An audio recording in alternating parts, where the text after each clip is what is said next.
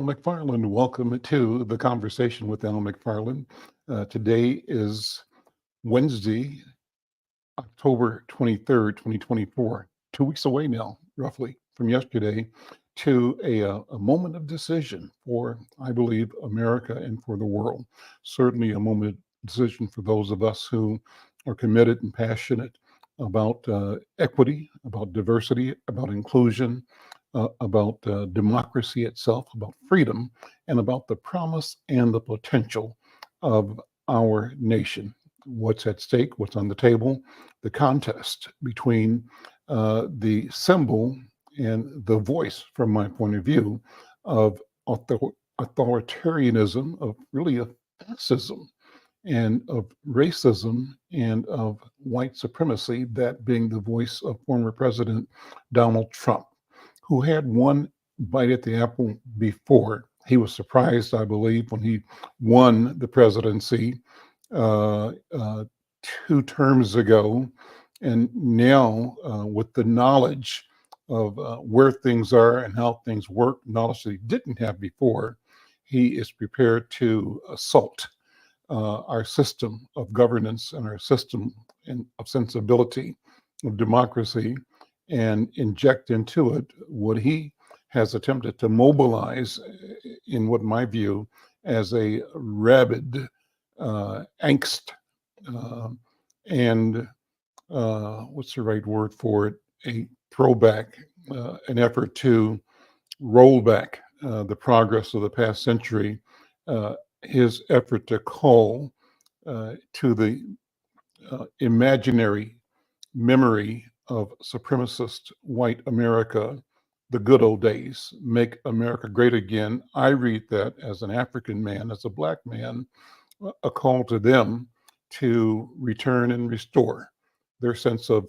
entitlement, their sense um, of they called it way back when, manifest destiny, their sense and their belief that they are divinely appointed to rule the world, and that every other knee must bow in the face of their might, of their power, of their presumed sense of right and righteousness. Well, you know where I stand, and if you don't, I'll make it really clear right now.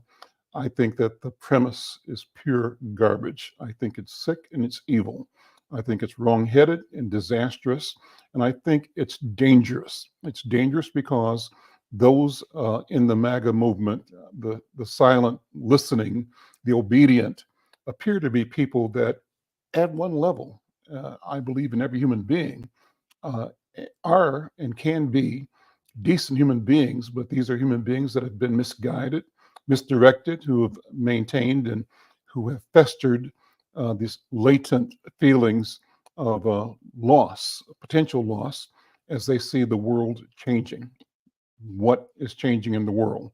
Uh, the ascendance of voices and visions like those of Kamala Harris, those of Keith Ellison and Bobby Champion and uh, uh, Mahmoud Noor, Ilhan, uh, uh, Congresswoman Ilhan Omar, uh, Esther Agbaje, Fu Lee, electeds in North Minneapolis and in state government, Congressman, Attorney General Keith Ellison, uh, who represent a shift and a change and a broadening of this idea of inclusion for our country. And so our people, because of our age and our experience and because of where we come from, because of our current memory, and we're growing memory all the time, are finding ways to connect and to also understand the apparatus of power in this country and in the world. And we're understanding that we are not alone, that we are connected community by community, families, DNA also connects us to our people wherever our home might be. For me, it's Jamaica, Cuba. And for me, it's also as an Afro-Cuban or Afro-Jamaican, I have to emphasize the Afro part of that. I am an African man. I'm an African in the New World. That's the language I use. So, like me, our people are finding ways to connect. And it might not be that you've connected already to Africa You may simply be connecting from Kansas City to Mississippi, to Alabama, to Louisiana, to places that your family originated as far as you know right now, because the records are few. But the fact is that they exist, and with work, we will discover how we are connected. I love so much the DNA, the potential and meaning of DNA science, its ability to restore connections that we thought were lost. But the DNA is the vessel of truth for our people and for the potential for us to connect again. They may have intended to erase our memory of peoplehood, of personhood, of our own humanity by erasing our capacity to speak in languages that gave birth to and reflected our sense of knowledge of divinity. And so they may have intended to suppress us by mixing up our families and our community and tribal groups and forbidding us to communicate with each other musically, culturally, emotionally, except for through the lens that they created. And that lens is a lens falsely constructed to render a picture of white supremacy, not only for them, but for us. They intended that we be the champions of white supremacy, that we bow, take a bended knee at the altar of white supremacy, of white brilliance. But we never fell for it. We resisted it. They attempted to keep from us the news of our resistance and the successes we had, such as they were, throughout the entire experience of being enslaved. We fought, we resisted, and at the end of the day, we won, but we knew and know that winning then was not something that is a past tense event. It's an ongoing living event. And what we have to say, even about our emergence from slavery and Jim Crow, is that we are winning. The war is not over. The battle is not over. We're fighting for our own dignity, for our survival. And we also know that the fight that we are waging is a fight on behalf of ourselves, our families, our children, those who follow us, but also it's a fight on behalf of humanity itself. And that should give us a sense of both sobriety, but also a sense of gratitude that creation has placed the task of being a representative of the beauty of creation in the marketplace in the world today. We've got work to do. Well, one of the arenas in which that work unfolds is uh, building wealth, generational wealth. And I'm so pleased to have a friend and colleague, Jeffrey Robinson, one of the guiding lights at Build Wealth Minnesota. Build Wealth Minnesota this week is presenting its third annual Black Men's Legacy Summit. Black Men's Legacy Summit 3 happens this Saturday, October 26th from noon to 4. I'll make sure that that's correct. At the uh, uh, Regional Acceleration Center. It's called the RAC Center, RAC Building. We call it in the community the Thor Building. It's at 1256 Penn Avenue North in Minneapolis, and it happens from noon to 4 p.m. And so this is going to be a day where a panel of experts and leaders and community people talk about generational wealth transfer. And the areas of focus include uh, things that are practical, like the ABCs of estate planning, what we should know about wills, and what's the difference between a will and a trust, what we should know about probate when we transition, if we've accumulated assets, cash, property, real estate, what happens with that? How do we leave instructions that simplify and protect the assets and avoid them having to be settled and dispensed of by the state? And then, there's the question of bereavement. How do we overcome what's called bereavement trauma? Finally, what do you do with the property, the house you grew up in, that you bought, that you lived in, and you are transitioning? Are you planful? Can you be planful so that any properties you own you have directed what should happen with them. Well, Saturday's program, Black Men's Legacy Summit #3, is going to be providing resources and guidances that will help alleviate some of the stress associated with navigating the legal system after a loss. It will focus on how to create and manage a comprehensive estate planning process that ensures that your wishes are honored and that the loved ones that you are leaving behind are taken care of. Well, Jeffrey Robinson is here to talk more about that and just talk in general. I just love talking with Jeffrey because he has rich stories, as well as talking about the value proposition of the summit and of the work of uh, Build Wealth Minnesota. Jeffrey, brother, good to see you again. Welcome once again to the Conversation with Al McFarlane. Good to see you again as well, Alan. I'm always thrilled and ecstatic to be invited as a guest to be on your show and to be in your presence. I I was um I was sharing with a colleague of mine what it meant to be focused and what it meant to be dedicated. And what came to mind was the night you called me at maybe 10, 11 o'clock at night Could have been midnight. Yep. to get a name for a person that happened to be on a photo that you Yep. were putting in your paper. Hmm. And I'm like, if this brother is that careful to attention to detail, when you think about dedication, when you think about the work that we do, man, I've been a fan of yours for years, but that night elevated you to a whole nother place in my mind. Like now, that's because that's a hard that's something you want to ascribe to, that level of perfection, and that dedication to excellence. And man, I was like, man, I told my wife, I said, nah, what does it do calling me this time of night?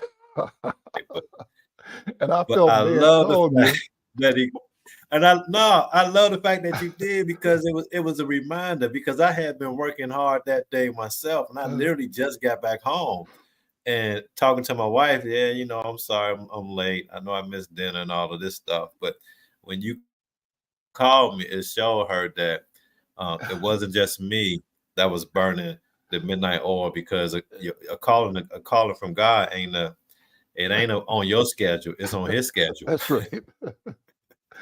Well, that's a wonderful thing. It's good to know. One of my neighbors here, I have one of my offices at my residence is on this three-season porch. So one of my neighbors who I've known since he was a baby, he's a grown man now, Mm, lives a block down, but he come by and say, I used to drive by your house and you got to be the hardest working guy in North Minneapolis because that light on your porch is always on. And I can see your silhouette up there at your keyboard as I drive by on the street. So I said, well, you never wow, know. You never know who's looking at you. You never you know never who's know. studying, what you're doing, what you're saying, what your moves are. And Yeah. so for that reason, you want to be intentional. You want to be consistent. You want to be effective. You want to be remembered, but you're not doing things just to be remembered in the sense of vanity or ego. You want to be remembered in the sense of having been intentional and having demonstrated that you believed your thoughts, your ideas, and your work mattered. And so you approached thinking, you approached ideation, you approached your work with the idea that this is not just something that's happening today at 2 o'clock. This is part of a continuum. And the continuum begins with the beginning of existence itself and continues beyond the end of existence. It's part of an eternal present, and it's part of the gift that the Creator has provided you, Jeffrey, and me with an opportunity to enjoy and to Mhm. experience and to contribute to what we know as life in this plane and at this time. So I remain excited and I remain committed, and I work with the desire and hope that whatever I produce can be of use and can be of value to those who follow my own family, my community, my neighborhood, the society. And I think that that's kind of where we are. And I think that represents what you are doing at Build Wealth Minnesota, you are attacking what's an obvious problem, and that is the lack of wealth and systems that deny our people both information and practical tools and guidance and support in their personal journey for personal development. Translate that into family development, translate that into creating wealth, home ownership. And in the process, you are demystifying what wealth is. You're defining wealth differently. It's not just dollars, there's more to it than that. There's connectivity. So let me stop and let you talk, because I could talk for a long time, but I know you can say it better than me. And it's so glad to be with you, Jeffrey. Let me do this again. Let me always, it's good to go back and do Build Wealth Minnesota 101. Mm. Talk about the vision, why it exists, and how you guys have developed this powerful resource for our community. So, quite frankly, we we believe and know in our heart that God is the only one that gives you the power to get wealth. And so, if you study our name, Build Wealth, you know where it came from, and you know where the mission came from. And the mission was, basically to help families build wealth, to help communities build wealth. And we do that by empowering families to build social and financial wealth. Because you know money is one thing, but it ain't everything. It Mhm. ain't. There is such a thing where money and the sense of fulfillment that you derive from money begins to taper down, and it goes from a positive effect to a negative effect. And I give an example of, when I was growing up, me and my brothers, we slept in the same bed. We had one TV in the house, and there's four of us. And when it wasn't until we turned teenagers that changed. You get too big to be smelling each other's feet. And but we had to watch the same TV, which meant we had to learn to like the same stuff to a Mhm. certain degree, at least enough to tolerate it. We had to learn to compromise with each other.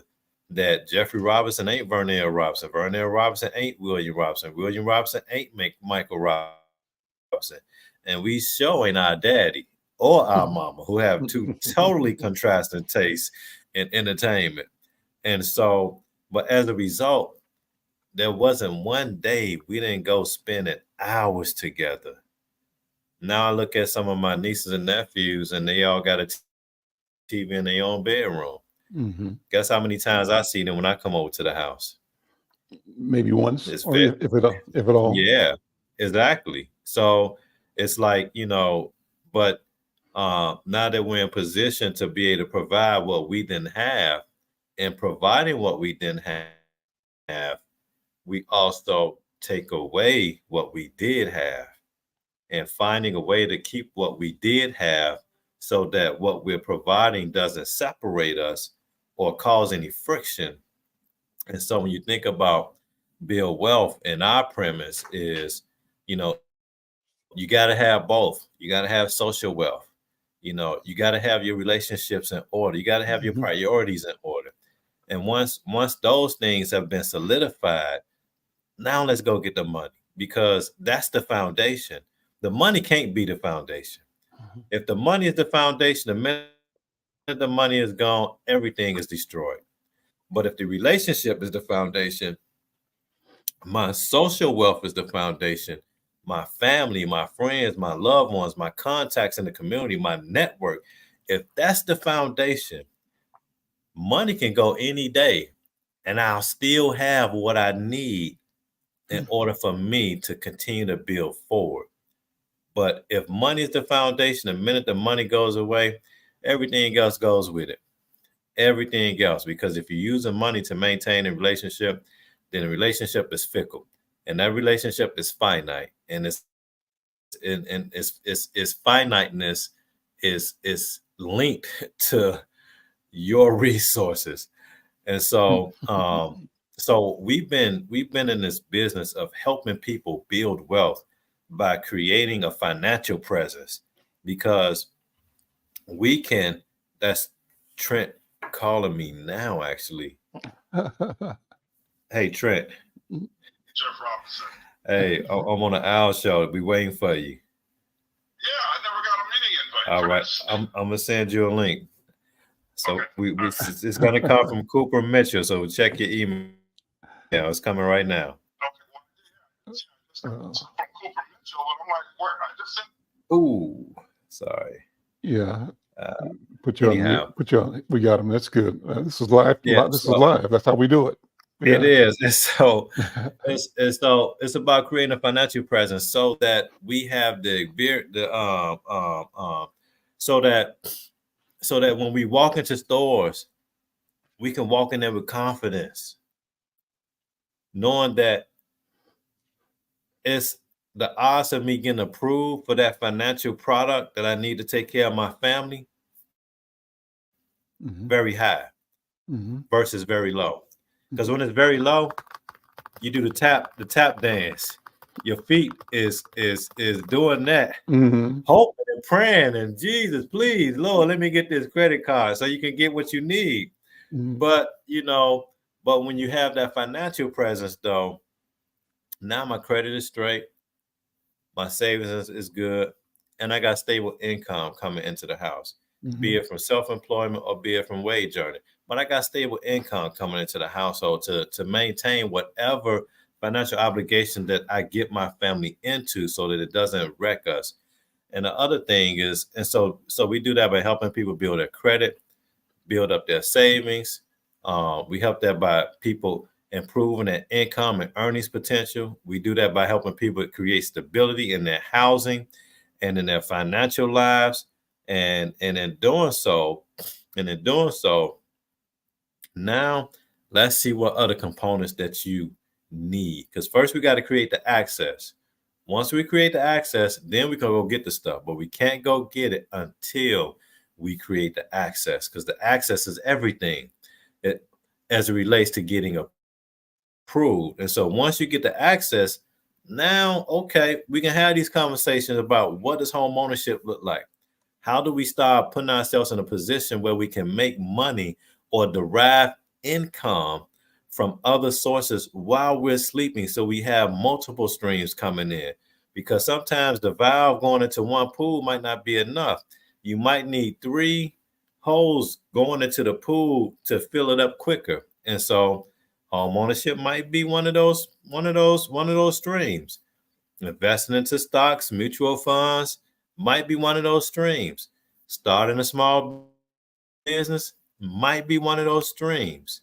But whatever that stream look like is something we can certainly do and help families get into position to be able to do it, so that they have the power and the capacity to build greater wealth for their families. One of our colleagues is joining us in the studio, Trent Bowman. Trent, good to see you, my friend. You know what? You're kind of like in a shadow because of the light behind you. I don't know if you can change the lighting around so that no, it's got to kind of stay closed so that the light is on you in the front. There we go. Yeah. I don't know if you have a light that you can, or either move closer to the monitor. Yeah, that would be great. Yeah. What about that? That's much better. That's better. Yeah. Good to see you, my friend. How are you? Always good to see you, Mr. McFarlane. Yeah. Jeffrey, Trenton and I go back to when he was around 7, 8 years old. So he used to deliver inside news in the neighborhood, him and his brother. Oh, wow. And worked to clean our office up when he was a kid.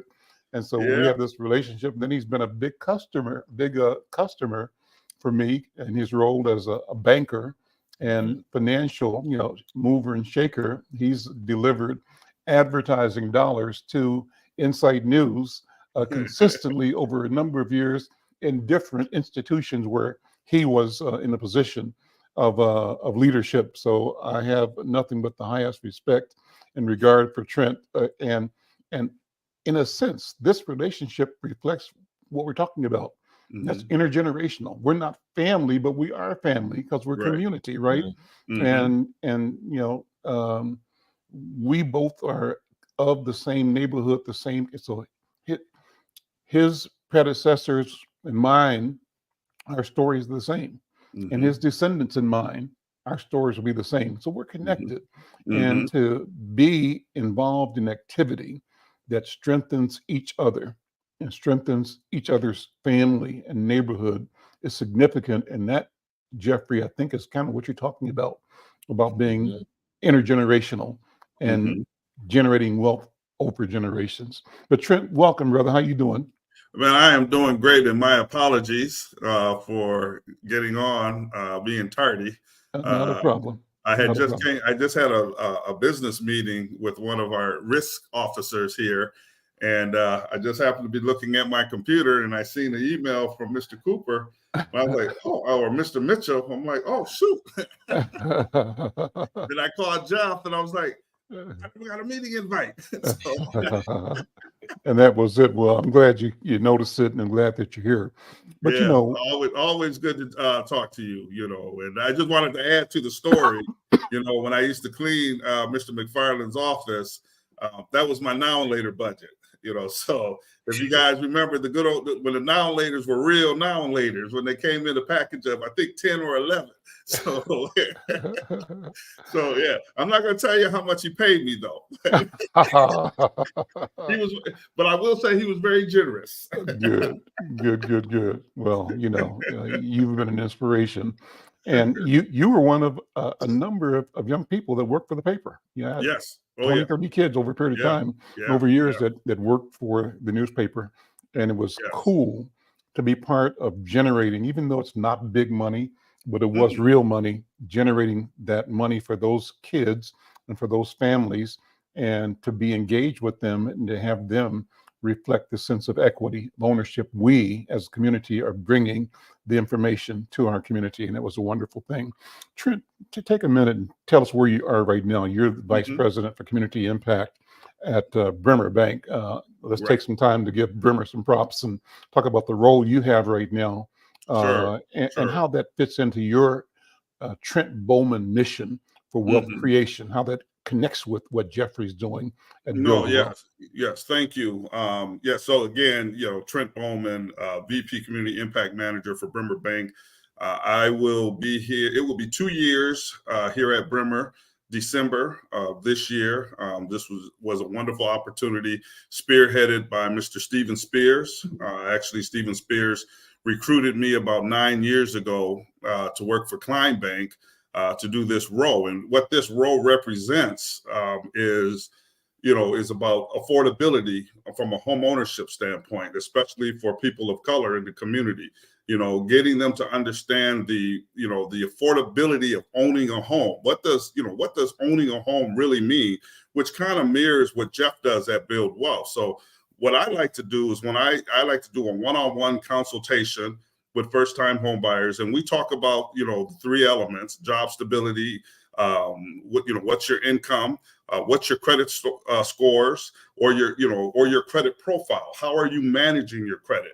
See, a lot of folks in the community, we never learned credit.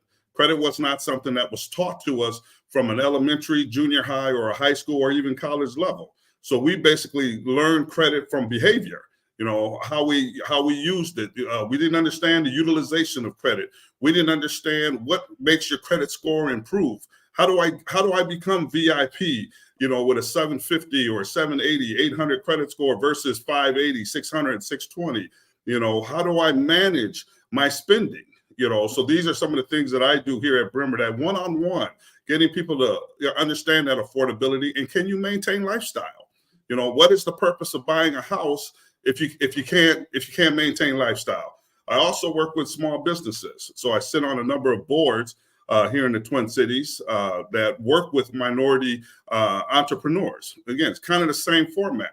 Are you filing your taxes? And are you filing what type of business ownership do you have? Are you an LLC? Are you a sole proprietor? Actually, those are one of the same, but are you an S Corp? Are you paying yourself a salary?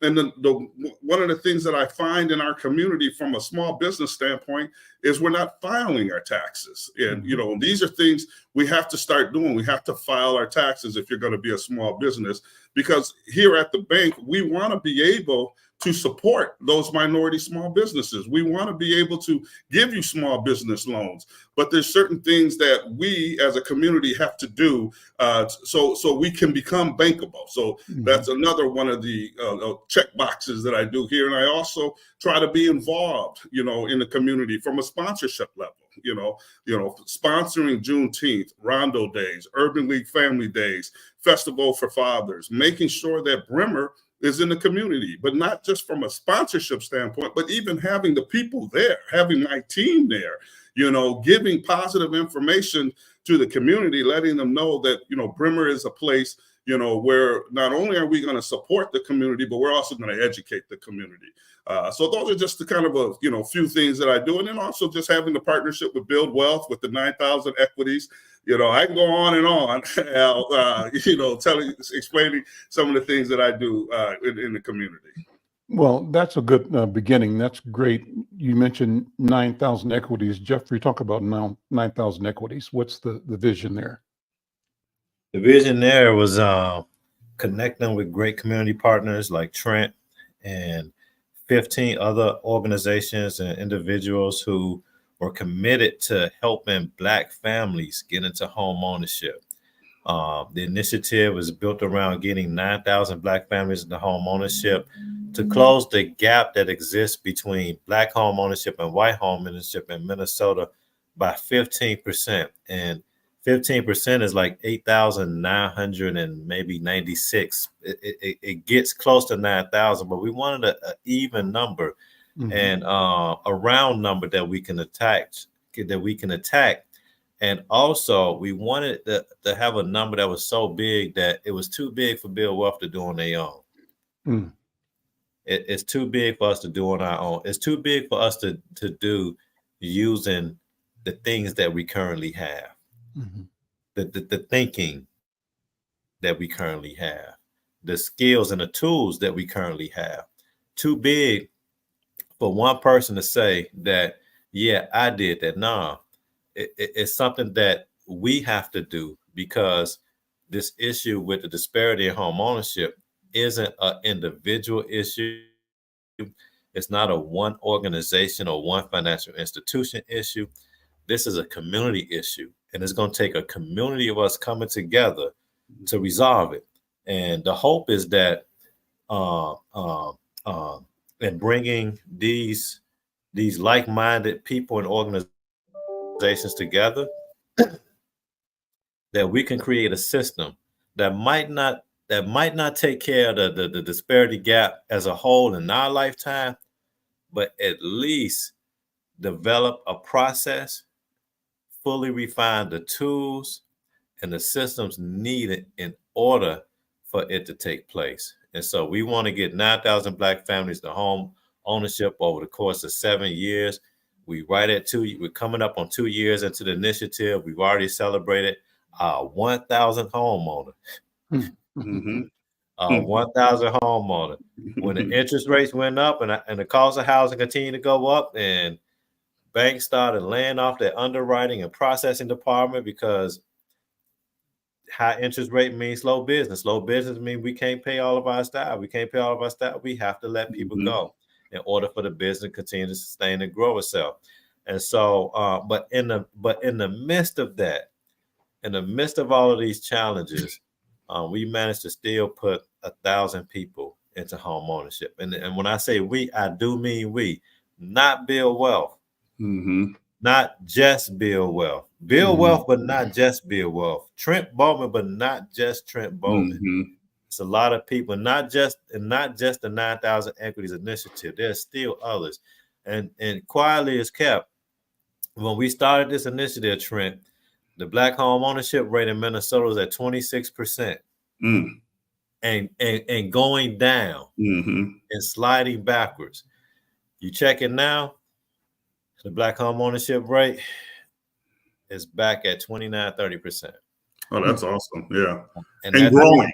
And growing. And growing. And that 3% adjustment, that 3% adjustment, man, is right at the number in which we help.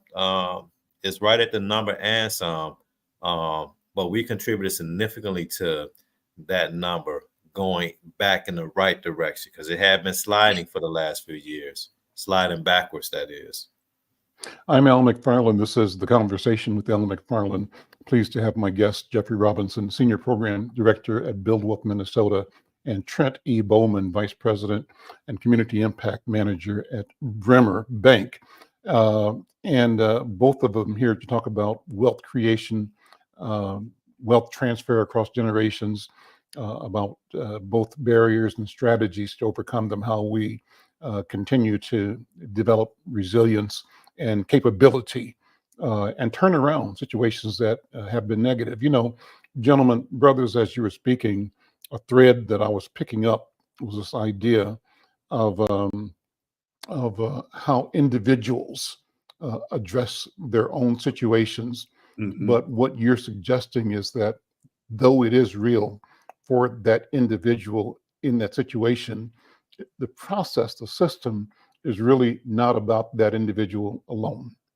And so even as a consumer, our experience may reveal the systemic reasons why we cannot or have not been successful. They could include, as you said, Trent, lack of knowledge, lack of education, things inside our own experiential reality that have not equipped us with the vocabulary, you know, the language, the tools, the process of thinking that allows us to beam in on our own interest in a way that produces the results of wealth and wealth creation. That's a problem. Yeah. And then outside of that, there's this environment that one could say, that I have said, has been in many ways remains hostile, a hostile environment to the idea. And the hostility I'm speaking about is not about me personally, you know, it's about me as an African American or as a Black person. There's a systemic fear that is a reflection of, I think, both awareness and lack of awareness about historic wrongs done human beings, the humans in this case, the people like Al McFarlane, Trent Bowman, and Jeffrey Robinson, Black people, but that applies to Native American brothers and others as well. And so the other side of looking at that as a systemic problem is looking at where the problem originates. And yes, we have to always show where we have not been equipped or trained or confident enough, but we also have to look at the processes that create that state of mind in us, unbeknownst to us, right? It's like air. We don't control or determine what the air is like, the air quality. We're just breathing it. And that air has been toxic, right? And so the knowledge that we're developing in our conversation like this and in the work that you all do with individuals and families one by one is creating fresh air, clean water, a clean glass of water, another way to approach the day with a focus on what it means to be healthy and healed, and to be a healer in community by the work that you do, by the way you walk. So I say all that to say, how do you envision success for individuals, that collective success for a bunch of individuals, shifting the entire dynamic? Obviously, you got to believe that something good is possible. Why do all this work? Something rewarding is out there that motivates us to get up every day and work as hard as we can. So where do you see this thing going? Part of it, Jeffrey, has to be in your goal of eliminating the disparity, destroying the gap of home ownership and of wealth. But where else does this thing lead to? What do you guys think? And that's a big question. Take it anywhere you want to go. I'll go where I sit, and your analogy about cleaning the water, cleaning the air, and drinking that clear cup of water, it resonates, and it really goes to changing our behavior as a people, as a culture. I mean, because generation from generation, we've always been told, the best way to build wealth within our families is through home ownership, which is right, which is very important. But there's also other elements to build wealth within our family structure. Equity is one aspect, but when we start talking about having life insurance policies, not just one, but multiple policies, and then having the conversation at the dinner table, or even just having family meetings, whether it be once a month, twice a month, really doesn't matter, but having these family meetings about life and the afterlife. One thing we all know is the big guy upstairs is going to pull our plug. It's just going to happen. But are we prepared as a family to know how to deal with the financial burdens that a death has within our family culture? And this is what this Black Man Summit is all about on Saturday. Being prepared for tomorrow. So we just live for today and we just think, oh, today's a great day. Yes, it is a great day. But tomorrow may not be a great day. And how are we prepared? And how is our family prepared for tomorrow? So who do I go to? If I own a home, do I have a will? Is it in a trust? Who's going to handle my estate? Who's the family member that can be trusted, to be able to deal with this? And then have I prepared my family member for that tomorrow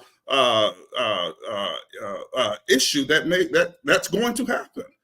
So what ends up happening, is we don't prepare ourselves for this. Then there's an untimely death. And even if somebody does have equity in their property, they can't take advantage of that wealth because there was no will, there was no trust, there was no conversation, there was no family meetings. So now everything goes into probate. And then you've got family members arguing, going back and forth on who gets what, or who gets this, or I deserve this because I did this for mom, or I did this for dad. And then everything just becomes a crap show. And that's what we got to stop doing, because there's more wealth within all of our families and we haven't even tapped into it. So this is why we're doing this summit. This is why this summit is so important. And just so brothers can be prepared, to make sure that your son knows exactly what to do. This is the life insurance policy that I have, or policies. Not only do I have a policy with my job, but I also have separate policies, with other organizations outside of the equity in your home, your 401k, your IRAs. Are we having these conversations? Because it starts with the conversation and having these family meetings. And I'll just add it. I'll let Jeff go. I'll just add, when my mother passed many years ago, one of the hardest conversations we had to have is talk to her about a will and doing a will. And it is a hard conversation. It isn't easy, because like I said, we can live forever. I think we all will take that, but it's not going to happen. So let's be prepared. And one of the things my mother did, she made sure we were prepared. We knew where her life insurance policy was. We knew her equity position in her home, and being able to, remodel the home, thanks to my sister Tracy and her husband, Daryl, because, they were more financially prepared to be able to take on that burden, but being able to get reimbursed. See, again, we also have to be financially prepared too, because there might be a family member who's doing a little better than another family member who may have to take on that financial burden, and then may have to get reimbursed from an insurance or what may have you. So I just go back to, and us being prepared for that made that it was easy, but the stress wasn't as high. The stress level wasn't there. We see a lot when an untimely death happens. What's the first thing that we see a lot is a GoFundMe, and I'm not saying that there's anything wrong with that, but what I am saying, it shouldn't happen, because we should have been prepared. We should have been ready. Our wealth in our family should have been already prepared and structured, so we don't have to do these type of things. So, Jeff, you want to add on to that? I don't know. Before you do, I'm Al McFarlane. This is the Conversation with Al McFarlane, and glad to have Trent Bowman and Jeffrey Robinson here to talk about the work coming up this weekend. It's the Black Men's Legacy Summit #3. It's happening over in North Minneapolis at the Thor Building, 1256 Penn Avenue North. That's the corner of Plymouth and Penn. The building is also known as the Regional Acceleration Center. It's free, open to the public. It starts at noon. And this is the 3rd annual Black Men's Legacy Summit hosted by Build Wealth Minnesota and its 9,000 Equities partners. Trent Bowman, one of the partners, a leader at Bremer Bank and just a resident of the community and a voice of consistency and a vision. And Jeffrey, one of the leaders at Build Wealth. Let me shout out Thornton Jones. I see him in the comments section. Thornton, TJ, thanks for listening. Glad that you're there. And if you don't know TJ Jones, everybody who's been around a minute remembers him as the one and only, the great Pharaoh Black. This is the guy that brought sunlight, sunshine, joy into the community through his broadcast work at KUXL to begin with and beyond that. But one of the leading voices, the great ones that kept, I think, the community as a whole on a positive track, individually and collectively. So TJ, again, thank you for listening and for your note, and we appreciate you. Want to get you to come on to tell some of the many, many stories that you can share about what it means to be community here in Minnesota.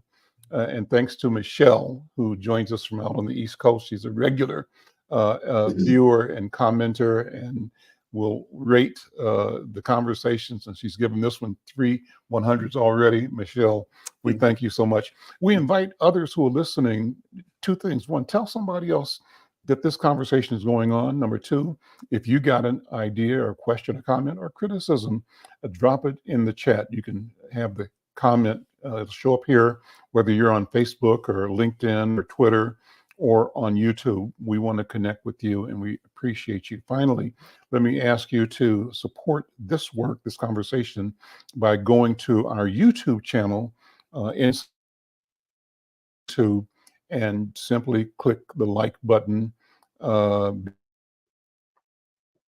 share. Let somebody know that we have this conversation. We do it every day, 5 days a week. And it's just one place for us to gather and to share and appreciate and elevate our thoughts, our vision, and our destiny.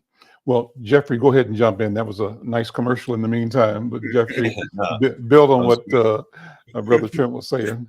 So I'm going to tell a little story. Yeah. There was a man who found out he was about to die. And he prayed about it. He asked for his life to be extended. And before he could get off his knees, the person that he prayed to answered his prayer and granted that man 15-year extension. And he gave him one request, one commandment. And the commandment was to get his house in order. Now, for some, that might sound very familiar to those who are Bible scholars out there, and I hope it does, because when you think about generational wealth transfer, it took a lot of time to build it. It's going to take a lot of time to build the plan to make sure your wishes are carried out thoroughly, and that the wealth that you built don't become the destroyer of your family when you leave. Mm-hmm. And so I know people that say, oh man, I got time for that. Okay. What about the will? I got time for that. Okay. Have you talked to somebody about yours? I got time for that. Okay. Mm-hmm. And it's not too many I got times before you run out of time. Mm. And once you run out of time and you leave it in the hands of your children to figure it out, this is what the conversation is going to sound like. Mama would have wanted me to have that. Daddy promised me the car. Who got access to the bank account? I've been helping them all this time. The line share should be mine. And before they can even get to the line share, everybody got a lawyer. And so a third at minimum of the wealth that you generated has just been absorbed in fees, court fees, and attorney fees. And it left your kids at odds. When you think about generational wealth transfer, Trent had hinted on the head when it comes to our family, because at the end of the day, this is about money. Isn't about making us wealthy. Money is about helping the wealth that we have attain the things that they need in order so that our kids do not have to continue to start over from scratch. Me personally, I'm tired of two things, Al. I'm tired of us not having, and I'm tired of every time you turn around, a poor black kid in a poor black neighborhood has to start over because their family didn't do what was necessary. Some didn't have the opportunity, grant that. Some didn't have the abilities, I understand that. But for all those who can, for all those who are able, and for all those who are willing, you should make this a number one. The first two summits we put together was all about exposing Black men to other opportunities, the rich abundance of opportunities, because there's more than one way to skin this cat. There's more than one way to get to the end of the goal. Everybody don't want to work for somebody. Everybody can't own a business. Everybody don't want to own a home. Maybe they want to own an apartment building. Maybe they want to own a commercial building. Whatever the case may be. Maybe they want to own a franchise. Maybe they want to get into social media. Whatever the case may be. Your pathway. So the first couple of summits was about exposing people to all the different pathways that exist and the resources to accessing them. Because remember, I started the conversation talking about just creating the access. I need the access, because there could be $1 million on the other side of the wall, but if you don't know what's there, you'll walk past that wall and keep on going. It's just an empty building as far as you're concerned. And so now, but this time, this third one came about, was all about, okay, so now that we're creating this money, what do we do with it? What do we do with the wealth that we're creating? Because we can't take it with us. That's for sure. And I don't expect you to leave everything, because you want to have some fun too. This is life. We only get one shot. Enjoy it. But in the meantime, whatever it is that you're planning on leaving behind, plan on leaving it behind. Don't guess. Please do not do that. Now, I believe in the heart and integrity of all of the 3 legacy summits that we've been putting together. But when we're thinking about the sense of urgency, and every time I turned around, since we started talking about generational wealth transfer, every time I turned around, somebody was talking to me about a loved one that just passed. Jeff, my mama just passed, man, and she left us this house with a mortgage on it. What do we do? Guess what? Come to the summit. Jeff, my family getting bigger, and me and my wife, we getting all this stuff. Don't know where to start. Don't even know what a probate is. Don't even know what estate plan it is. Come to the summit. That's what the ABCs is about. Jeff, we hurt right now. I don't know how to process the fact that my mother and my father just passed. Come to the summit right now, bro. That's what bereavement trauma, overcoming bereavement trauma deals with, so that it don't, so that trauma, we supposed to bereave, but there's some parameters around this stuff. It just can't take over everything.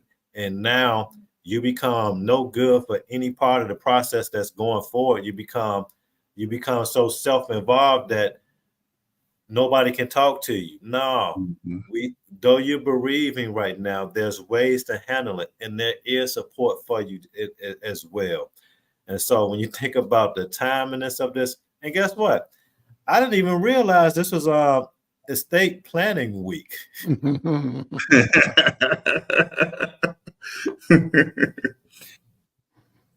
So this event is huge. It's huge. And if you don't think it can happen to you, trust me.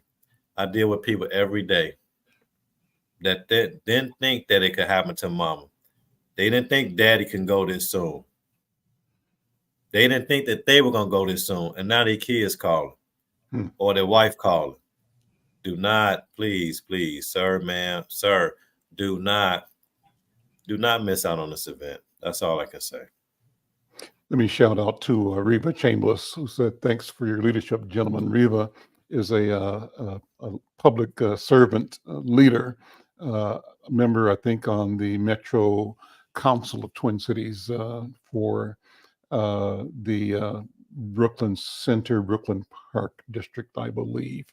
But Reva, thank you for watching, and as always, please share this with other people that you, and love to have you on the program as well. Gentlemen, the hour goes so quickly. We're down the last couple of minutes. I wanted to take this time I love getting into personal stories and kind of what inspires you. And Trent, let me go to you first. Whose shoulders do you stand on?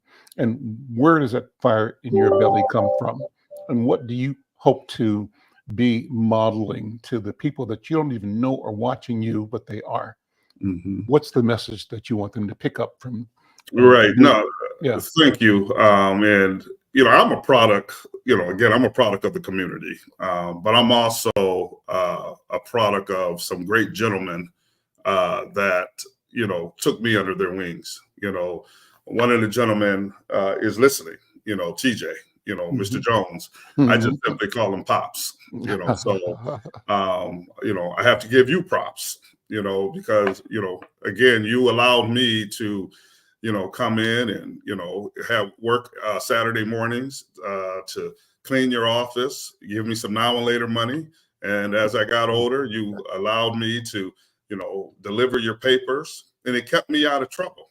There's also, Arvo Thompson, the late great Arvo Thompson, who picked me up one day coming home from college and said, "Let's go to work," and I used to help him clean KSTP, back when I was younger. So, just knowing that, one more, Mr. Fuller, Jim Fuller, who just became he taught me how to play golf, and just was just a good ear just to listen to certain things about life. So my message is give back. If we're not serving, then what are we really doing? Opportunities have opened the doors for all of us. And one of my things is always, help somebody else. And if people can hear, my voice and listen to some of the classes that I teach when it comes to credit empowerment, when it comes to financial strength within the African-American community, if they can hear what I'm hearing and they can take some of those messagings and build on that. And it's not because I've read a lot of books. It's not because I'm some scholar, because I'm not.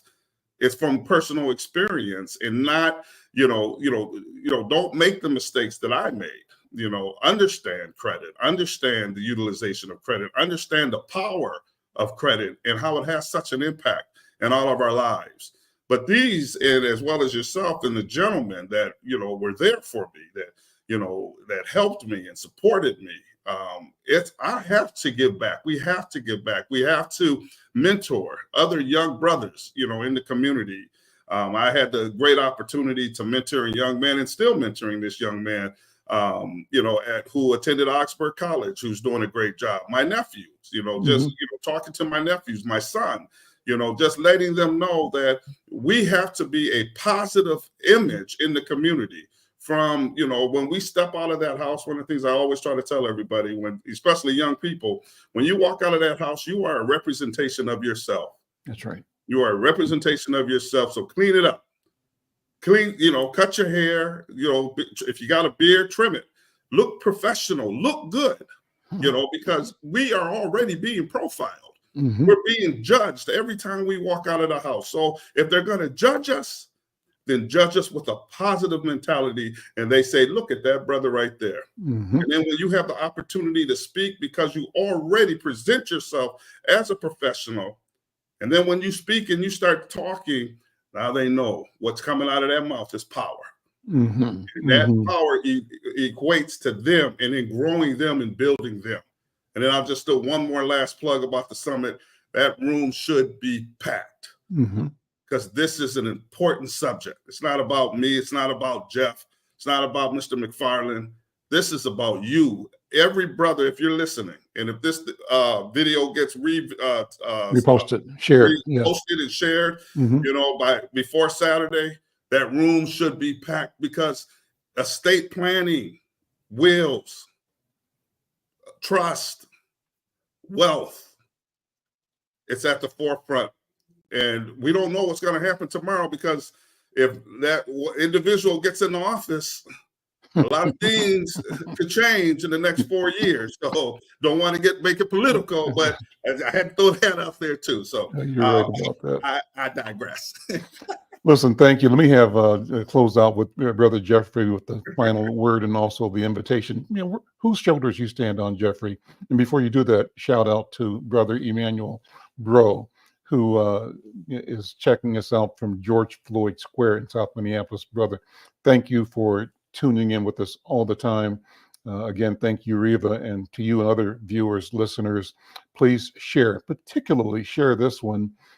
Even when we finish, to anybody you know who needs to be thinking about creating a will, thinking about legacy and wealth transfer. And as Trent just said, if that's on your plate, and it should be on everybody's plate, because we're all going to be checking out sooner or later, you need to show up this Saturday. Jeffrey, go ahead.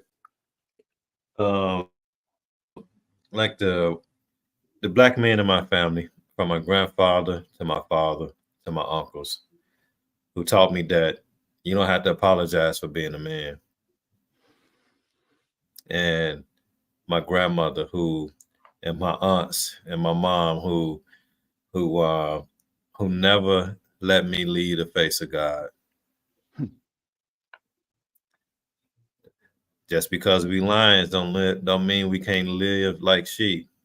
Sometimes you got to be a lion just to be like a sheep, to live like a sheep. And for the event that's coming up on Saturday, just like Trent said, this ain't about us, but it is about us.